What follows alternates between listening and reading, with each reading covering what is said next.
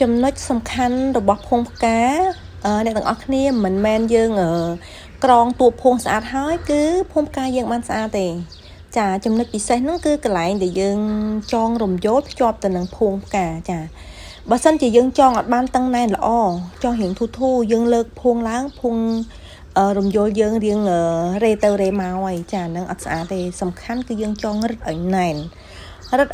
ហើយយើងចងឲ្យជាប់ចាយើងចងឲ្យជាប់មកជាន់ពីមុខហើយយើងត្រឡប់មកខាងទៀតចាបងប្អូនហេតុអីមិនត្រូវត្រឡប់មកខាងទៀតចងមានបងប្អូនខ្លះគាត់សួរអញ្ចឹង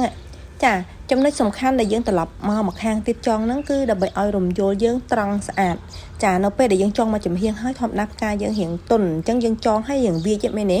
អញ្ចឹងយើងត្រឡប់មកខាងទៀតមកយើងចងឲ្យណែនចាបានផ្កាយើងរំយោលយើងត្រង់បានស្អាតចាហើយយើងចងធ្វើម៉េចប្រកាសថាឲ្យរំយោលយើងជាប់ល្អ